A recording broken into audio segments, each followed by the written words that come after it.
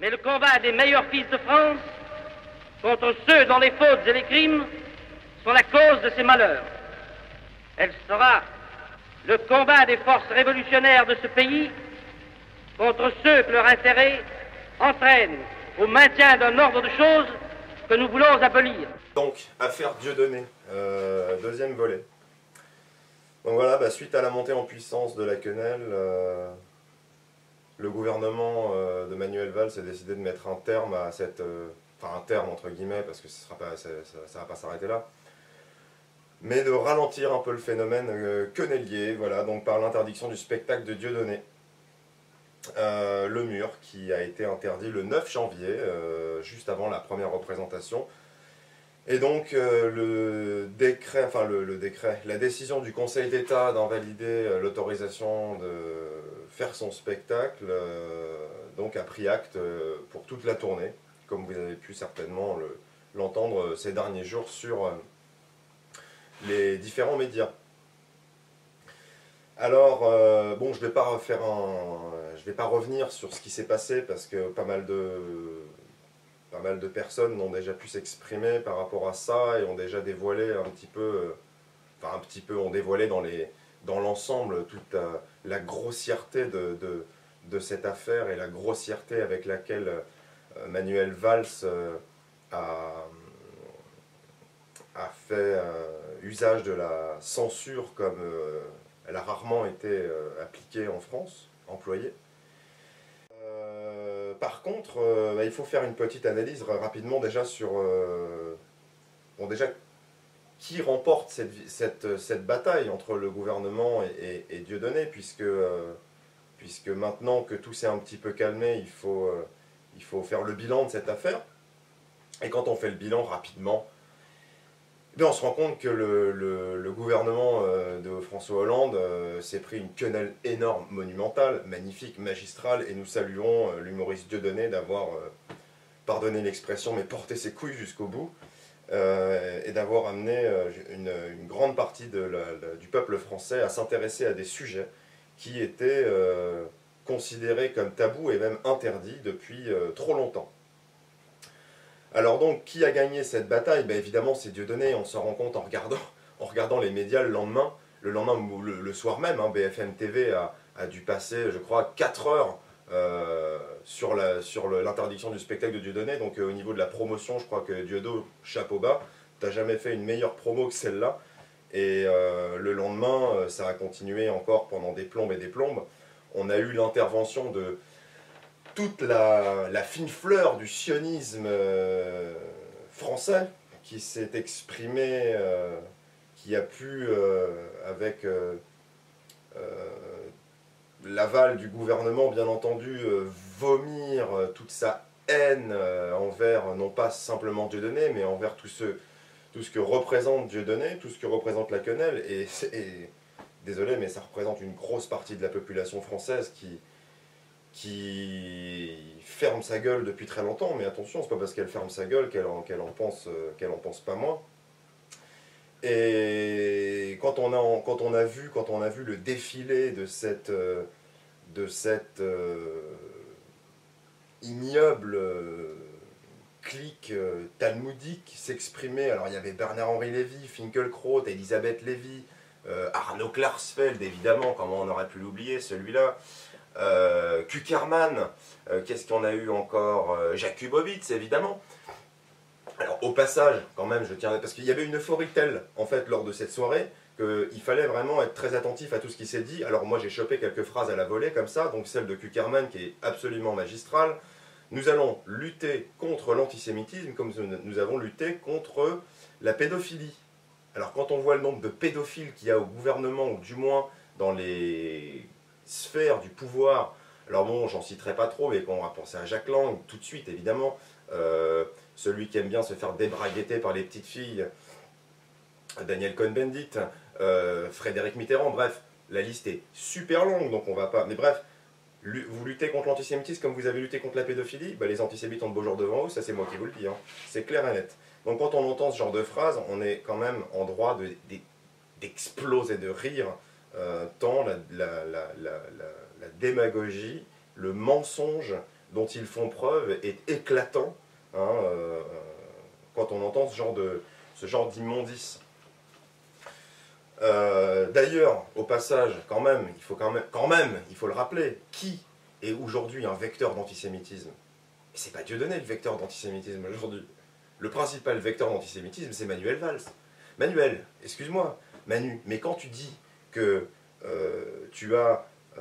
quand tu nous sors, Manu, j'ai des liens indéfectibles, hein, par le biais de ta femme avec l'État d'Israël, il faut bien que tu comprennes un truc. On n'en a rien à foutre de l'État d'Israël, nous. On est français. Ici, on est en France, d'accord? Le principal problème des Français, c'est la France. C'est ce qu'on va bouffer demain. C'est le chômage, mon grand. Hein? C'est de quelle manière nos enfants vont être éduqués par les écoles de la République, hein, avec ta théorie du genre et toutes vos saloperies que vous voulez inculquer à nos enfants. C'est ça notre problème. Donc quand tu nous parles d'Israël, quand tu nous parles d'interdire un individu, parce que la vérité, ce qu'il fait, c'est dénoncer vos fourberies, vos mensonges, vos détournements d'argent, parce que les plus grands voleurs de tous les temps, c'est vous là qui êtes au pouvoir, vous les banquiers, les spéculateurs, ceux qui se font un fric énorme sur le dos du petit travailleur. Donc arrêtez de nous prendre pour des crétins, les Français ne sont pas des crétins. Okay, ce qu'il y a, c'est qu'ils ferment leur gueule. Ils ferment leur gueule depuis très longtemps, parce qu'ils ont compris que quand on l'ouvrait un petit peu trop, eh ben, on se faisait taper sur les doigts. C'est de la dictature, ça. On est d'accord. Donc à partir de ce moment-là, les gens ont compris, ils se taisent. Oui, mais ils n'en pensent pas moins. Et la vérité, c'est que comme aujourd'hui, vous avez un humoriste qui est en train de gratter des sujets qui vous font une peur bleue, ben la vérité, c'est que vous criez à l'antisémitisme. Mais celui qui crée l'antisémitisme à l'heure actuelle, c'est pas Dieudonné. C'est Manuel Valls. C'est évident. Pour la simple et bonne raison, c'est que vous avez des tas de juifs qui n'ont pas forcément envie d'être sionistes, qui ne sont pas forcément d'accord avec le CRI, avec la LICRA, qui sont peut-être morts de rire aux blagues antisémites de Dieudonné, et qui aimeraient pouvoir assister à ces spectacles. Donc voilà, le véritable vecteur antisémitisme, Manuel, c'est toi. Maintenant, on va passer à non, c'est pas un autre sujet, ça reste dans le même sujet, mais quand même, il y a des gens qui ont été particulièrement muets dans cette histoire. Et je pense à cette fameuse extrême gauche, à cette extrême gauche antifasciste, virulente, qui a toujours montré les crocs lorsqu'un raciste ou un antisémite prenait la parole quelque part. Alors, qu'est-ce qui s'est passé? Comment se fait-il que l'extrême gauche, depuis 3 mois et demi, ne dit pas un mot sur les spectacle de Dieudonné. Hein. Dieudonné rassemble 4000, 3000, 5000 personnes dans des zéniths aux 4 coins de la France, avec un spectacle qui a été déclaré comme interdit. Voilà. Donc ça veut bien dire qu'il a un écho. Vous étiez où, vous les antifascistes, à ce moment-là? Et lorsque Valls est monté au créneau, vous étiez où? Mélenchon, t'étais où? Besancenot, t'étais où? La vérité, c'est que vous ne saviez pas comment réagir, parce que vous aviez en face de vous quelque chose dont non seulement vous n'aviez pas prévu que ça arriverait aussi vite, mais vous ne saviez pas, vous n'avez jamais su de quelle manière réagir au cas où ce genre de contexte se présenterait à vous. Eh ouais, la France Black Blanc Beurre, vous l'aviez devant vous. Sauf que la France Black Blanc Beurre nous était vendue par BFM comme étant une France antisémite et raciste et d'extrême droite. Donc là, mon Besancenot, là, Mélenchon, vous vous retrouvez comme des cons. C'est quoi cette France Black Blanc Beurre qui se retourne contre vous? Alors, magnifique pirouette. Besancenot nous a sorti quoi l'autre jour? Il nous a sorti, parce qu'il faut récupérer, hein. On ne peut pas laisser cette France black blanc beurre à des gens qui sont d'extrême droite, à des gens comme moi, à des gens comme Soral, à des gens comme Le Pen. C'est pas possible, vous vous rendez compte? Mais le problème, c'est que on ne croit plus à cette dynamique d'extrême droite. Vous avez tellement menti autour de ça qu'aujourd'hui, les gens que vous avez essayé de manipuler pendant des décennies ne croient plus, d'accord, dans cette dynamique d'extrême droite. L'extrême droite, c'est Sarkozy, l'extrême droite, c'est Manuel Valls, l'extrême droite, c'est le mondialisme, l'extrême droite, c'est les banques, c'est le capital. C'est ça l'extrême droite pour nous. Arrêtez de nous prendre pour des crétins, d'accord? Donc quand on entend Besancenot nous sortir, là, il y a 2 jours, ah bah Manu, Valls, tu ferais quand même mieux d'interdire les licenciements plutôt que d'interdire de donner. Qu'est-ce que tu essaies de nous faire croire, là? Qu'est-ce que tu essaies de nous faire croire, là, Olivier? Tu nous prends vraiment pour des cons. Toi qui bouffes avec Attali là, dans des émissions de télé où où vous vous astiquez tous les deux en vous disant, en vous congratulant d'être les programmateurs du mondialisme. Hein, Besancenot qui dit « Ah bah oui, moi j'ai un programme anticapitaliste, blablabla, mais c'est internationaliste. » Et Attali qui lui dit bah, « C'est génial ton programme, mon grand, mais c'est valable qu'à l'échelle mondiale. » On nous prend pour qui, là? Attali, c'est un banquier. Besancenot, c'est soi-disant un gauchiste révolutionnaire. Donc, jeunes antifascistes, ou du moins qui vous croyez antifascistes, sincères, hein, ne tombez pas dans le panneau. Hein. Ils sont en train d'essayer de vous manipuler une dernière fois. N'oubliez pas que les mouvements d'extrême gauche, qui sont des mouvements tenus par la République française, donc légaux, sont des mouvements légaux, ne sont absolument pas des mouvements révolutionnaires. Un mouvement révolutionnaire est un mouvement interdit, okay, dans une nation républicaine. Normalement, si c'est un parti ou un mouvement politique est vraiment révolutionnaire, il va très rapidement être interdit. Hein, pour la simple et bonne raison, c'est que être anti-républicain ou contre-révolutionnaire en France, puisque ça existe, hein, la contre-révolution, contre-révolutionnaire au niveau de la République, ça existe, c'est condamnable. Donc voilà. Maintenant, ce qu'il faut que vous compreniez, c'est que voilà, Besancenot essaye de récupérer cette France black blanc, mais c'est trop tard. C'est trop tard. Laisse tomber. On ne croit plus dans tes mensonges. On croit. Mélenchon, on l'a. Vous n'avez pas remarqué, Mélenchon, on ne l'a pas entendu depuis 2 mois et demi, 3 mois. On ne l'a pas entendu depuis qu'il s'est fait cramer avec son petit groupe de faux militants, là, filmé par TF1, où un citoyen avisé a eu la bonne initiative de prendre un cliché de son balcon, où on le voit, une manipulation d'image manifeste. Parce que cette manifestation, soi-disant cette grande manifestation contre le racisme qui devait avoir lieu à la fin de l'année 2013, a été un véritable fiasco. Et Mélenchon est passé pour un guignol. Depuis, il se planque, il fait pas le malin. Hein.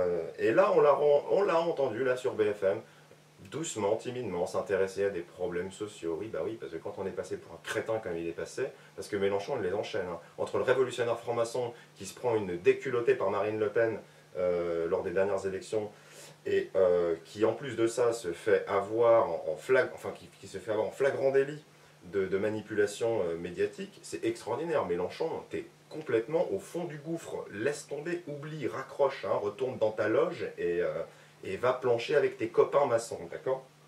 Parce que la vérité, c'est que la France, black blanc beurre, elle ne vous appartient plus. Elle a vu de l'autre côté. Elle a vu les coulisses. Elle a compris ce qui se passait. Et vous pouvez lui sortir ce que vous voulez. Elle ne mordra plus à l'hameçon. Donc cette extrême gauche antiraciste est en train de devenir un antiracisme d'extrême France, comme le disait si intelligemment Pierre Sidos. Puisque qu'est-ce qui nous reste aujourd'hui? On ne croit plus en la gauche, on ne croit plus en la droite. On ne croit plus vraiment en la République parce qu'on ne sait plus vraiment ce que c'est. Demandez à un jeune de 20, 30 ans, ce que c'est que la démocratie, demandez, faites un sondage, vous allez voir. Toutes les définitions que vous allez avoir. Donc aujourd'hui, à quoi se raccrocher? Il n'y a plus qu'une chose à quoi se raccrocher. La France. C'est le facteur commun, les gars. On parle français, on bouffe français. C'est notre pays, c'est notre tradition, c'est notre culture. Et bien on n'a plus que ça à quoi se raccrocher. Un drapeau et une idée. Ok?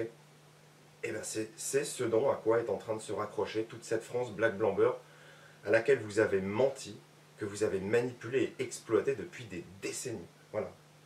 Donc, arrêtez de croire que les Français sont des crétins, ce ne sont pas des crétins, seulement ils sont très silencieux. Le jour où ça va tomber, comme on le disait, comme je vous l'ai dit dans mes dernières vidéos, le jour où ça va tomber, ça va faire très très mal.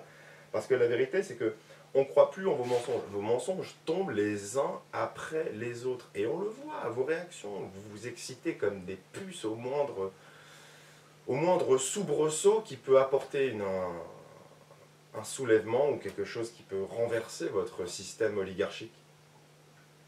Donc préparez-vous à une bonne plaidoirie, c'est moi qui vous le conseille, parce que le jour où vous allez devoir rendre des comptes à ce peuple français que vous avez trahi, il va falloir que vous ayez une sacrée défense pour sauver vos peaux. Moi je vous conseille de plaider la folie, hein, parce que, je veux dire, il n'y a pas d'autre solution, je veux dire, c'est... De toute façon, quoi qu'il advienne, voilà, la boîte de Pandore est ouverte. Manu, tu l'as ouverte et maintenant c'est trop tard. Okay, peut-être que le phénomène se calme, mais ça va aller en grandissant. Ça va se calmer et ça va regrandir un peu plus. Et jusqu'au moment où vous allez tomber, la République, je ne sais pas si c'est la République, mais en tout cas cette oligarchie maçonnique, sioniste, finira par tomber un jour ou l'autre. Et même si on doit y laisser nos vies, on les laissera parce qu'il y a encore des gens courageux dans ce pays. Mais vous attendez pas à ce qu'on baisse les bras et à ce qu'on ferme nos gueules.